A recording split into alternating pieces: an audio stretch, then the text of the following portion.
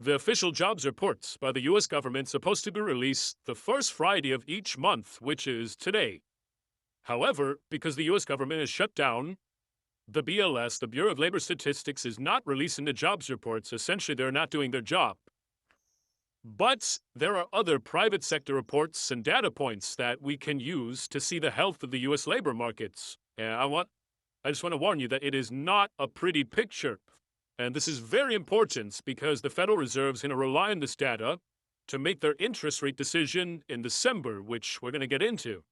So listen, as I warned you, the situation is very bad right now. In October, there was a massive spike in job cuts. This is according to the Challenger reports, which we'd actually been covering for all of 2025 as a supplement to the jobs report from the US governments. So let's take a look at that report and see what's going on. In October, US-based employers announced 153,074 job cuts. This is up by 175% compared to October of last year. The previous month had 54,064 job cuts, and again, this month it's a whopping 153,000, so it's a huge spike up. Okay, why are these layoffs just shooting up like this? What's going on? The report cites AI adoption, a weakening consumer, softer corporate spending, and rising costs. So that's obviously inflation. Now, I just want to point this out. This report goes up until the end of October, so 10 months of 2025. In these 10 months of 2025, employers have announced 1,099,500 job cuts. That is up by 65% compared to the first 10 months of last year. And what's worse is that not only did companies conduct large layoffs in October, but more companies compared to 2024 announced more plans for further layoffs, 450 compared to 400 last year. And I just want you to know that many companies try to minimize layoffs in the fourth quarter because, if you think about it, it's a terrible practice when you have Thanksgiving in November and Christmas and holiday season in December. It's a terrible time to do it, so this massive spike in October in Q4, it speaks volumes about how bad of a situation this really is. Here are the industries where most of the jobs are being cut. One of them is technology. In September, there were 5,639 job cuts in tech. In October, that shot up to 33,281 job cuts. And we're going to talk more about AI in a moment. Another industry is retail. In October, there weren't that many job cuts in retail. There was just 2,431. However, for the year, 88,664 jobs have been cut, which is a 145% increase compared to the same period in 2024. And then just take a look at these. There's services with 63,580 job cuts this year. That's a 62% year-over-year increase. And then warehousing, 90,418 job cuts this year, a 378% year-over-year increase. And then you have consumer product companies, 41,033 job cuts this year, a 21% increase year-over-year. Now, a very good question is, why are companies cutting in 2025? Doge was the number one reason for 2025. However, if you're just going to look at October, the number one reason was cost cutting, and the number two reason was artificial intelligence. Another big one was market and economic conditions, which, that simply means that the economy is not doing well, or you could say a weakening consumer. So listen, the job cuts and layoffs, it is a terrible situation. We had the worst October in 22 years. Now, I want to show you what the ADP report says. The ADP report says that private payrolls rose by 42,000 for the month of October. And I just want to say that this was actually a shocker because the analyst expectation was that there's going to be net job losses for October. The ADP report for September showed job losses of 29,000. So again, this actually caught a lot of people by surprise. So the report said for October, job gains in transportation, utilities, and trade helped to offset losses in multiple other categories. Okay, so now we have a mixed bag here because the Challenger report shows that we have record job cuts, and ADP is saying that there was enough hiring to offset the record job cuts. Of course, ADP, just like the government, they revised their data, so you're going to have to take this report with a grain of salt. Well, with that in mind, this is the best that we had to work with because, again, the US government shut down. They're not producing the jobs report. They're not giving us the official labor market data. So let's take a look at what the market expectation is now that we have all this labor market data coming from the private sector. So this is according to the CME FedWatch tool. Right now, the Fed funds interest rate is at 4.0%. Their next Federal Reserve meeting is going to be on December 10th. Right now, there's a 68.7% chance that the Federal Reserve will cut interest rates by a quarter point, so 0.25%, at the December meeting. And there's a 31.3% chance that they're going to leave interest rates alone, that they're not going to cut.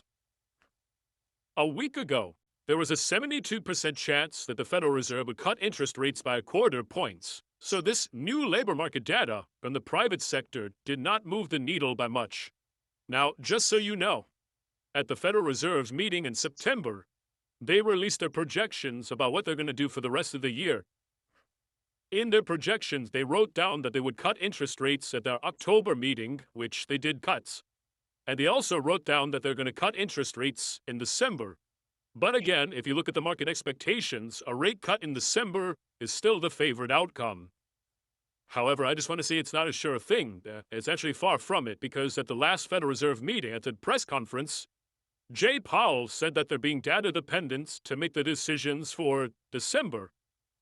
So Powell has said that, okay, the government shut down, they don't have the labor market data, or at least not the official one, and it may cause the Federal Reserve to go take a more cautionary approach.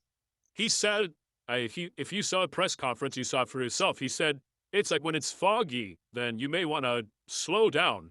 Now, here's what you need to know. The Federal Reserve has a dual mandate. They have two jobs. So number one is price stability. So they have to make sure that inflation doesn't get out of control. And number two is maximum employment. So they have to make sure that the labor markets is as good as it can be. Okay, right now, the Federal Reserve said, they're saying that they want to get inflation down to 2%. The government says, according to their CPI inflation reports, that the inflation rate right now is at 3%. So they want to get to 2%. That's the target. We're at 3%. It's not even close to targets, and it's actually been moving up. The rate of inflation has been accelerating. It hasn't been going in the right direction. But at the same time, the labor market is clearly weakening. And you know this. You probably remember that earlier this year, the government, according to their official jobs report, you saw that we were adding over 100,000 jobs a month. 100,000 this month, another 100,000 plus that month. But now it's been in the tens of thousands range, and job cuts are spiking. So essentially, the Federal Reserve is supposed to keep inflation under control and support a strong labor market. And, well, this is just my opinion. They've dropped the ball on both. Okay, so here's the situation. Fed Governor Cook is saying that the Federal Reserve should focus on the labor markets within the dual mandates. So Cook is making the argument that the Federal Reserve should cut interest rates to boost the labor markets. However, if they're going to cut interest rates to boost the labor markets, then, well, cutting interest rates is going to be inflationary. And again, they haven't defeated inflation yet, or ever. But Cook is prioritizing the labor markets over inflation, but you have to understand it's like a trade-off. Like, do you help one and worsen the other, or vice versa?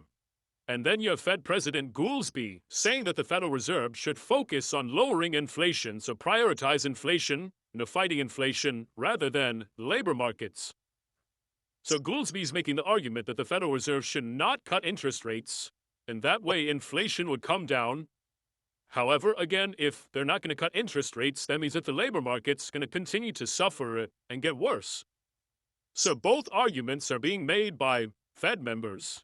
Now, Jay Powell, who's the chair of the Federal Reserve, said at the October meeting at the press conference that there was a big disagreement between the voting members about what they're going to do about interest rates in December. So Jay Powell, who's he's the chair of the Federal Reserve, so he's got the most influence at the Fed, he gave a neutral answer. When the reporters asked him about his thoughts about what's going to happen in December, he talked a lot, but he said a whole bunch of nothing. That's just what I dissected from it. He danced around the questions by saying that, we're going to be data dependent, and we might slow down, but we might not. Like, well, it's just saying nonsense. But again, the SCP projections, they do say that they penciled in a rate cut for December. Now, the real question is, did the government shutdown change those projections? Judging from the private sector data, well, to me, it doesn't appear to be the case. So I do agree that it's more likely than not that the Federal Reserve will cut interest rates in December again by their quarter point. I would say it would be a different story if the Challenger report showed fewer layoffs. And the ADP report posted some miraculous numbers, but that wasn't the case.